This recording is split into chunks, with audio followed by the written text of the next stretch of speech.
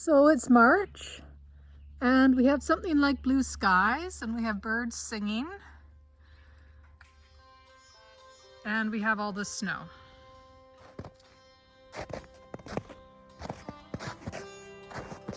I do actually like the snow. It's very refreshing and clean, and it's something different. We don't always get snow that sticks around here.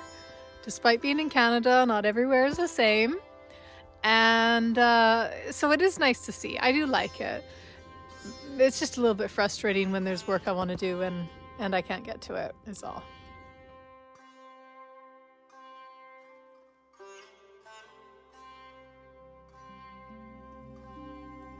Look at these raspberries. They look fine. Don't you think? Doesn't look like the snow is bothering them much at all. This is my tea tree. It got completely flattened in the snow. You can still see the impression. I had to come and dig it out. But the benefit is you can really see the shapes of these fruit trees highlighted against the snow. So here you've got my first fruit tree that I planted in this garden, which was an apple tree. It's sort of tied a bit to this plum tree here that I'm kind of training its branches outwards a bit still before I prune them back later on in the spring. And around on the corner we've got my mulberry tree. This was my first mulberry tree, and it is an Illinois everbearing mulberry. It grew really nicely for me, and the leaves also made a good tea.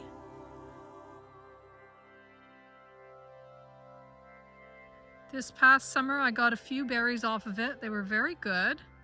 I'm hoping that this coming summer though I'll get a real harvest and maybe even have enough to share. This is a clove currant. Those are pretty good.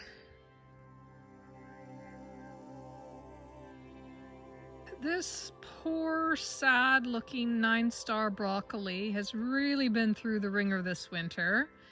It's gotten frozen inside a thing of ice and it's gotten all wilted from the snow, and then it came back beautifully when it warmed up in January and February later on.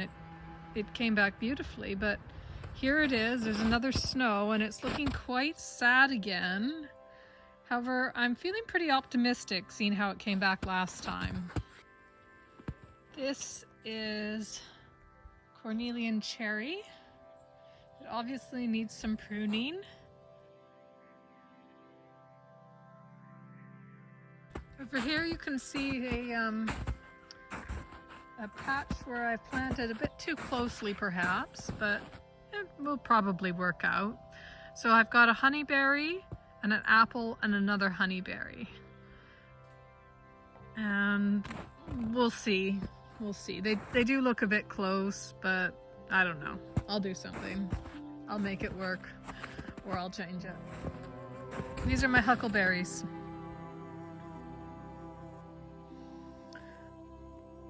These have had a really rough start.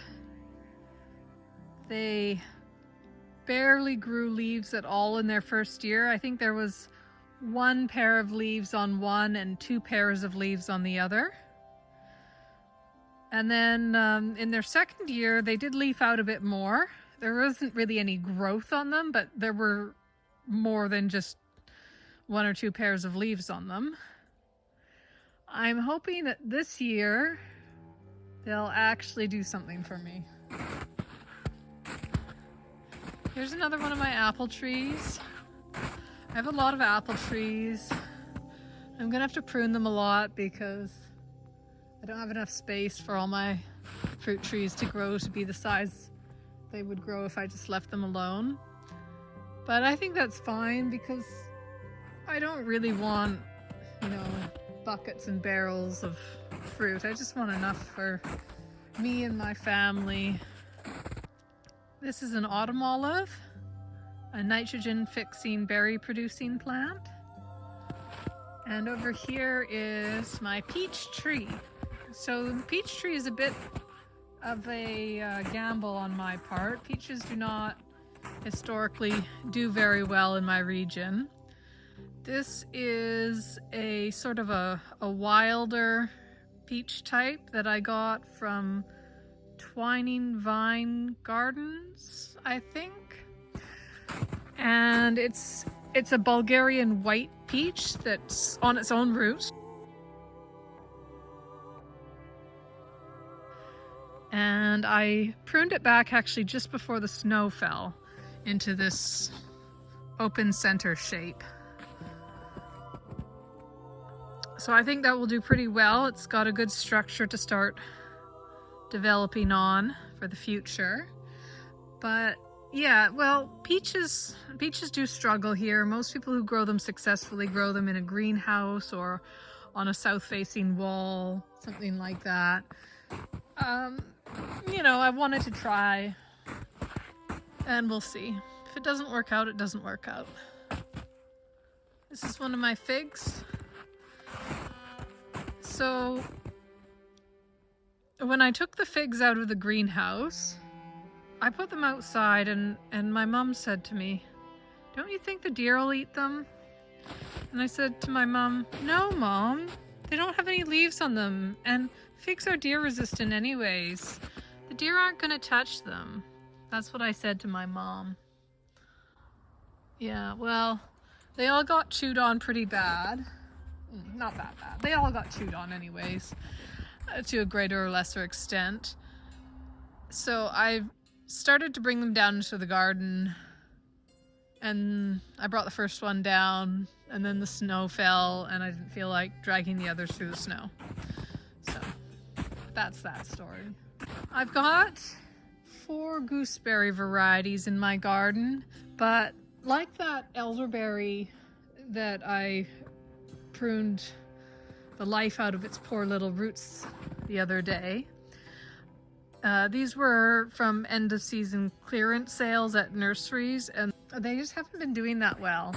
Also, they're spiny, so I don't know. I'm gonna give them one more year to prove themselves, and if they don't do better this year, I will probably be removing at least some of them to clear up space for something else, because I have a lot of plants, and it's a problem. I have more plants than I have space for plants. This is my garden in March.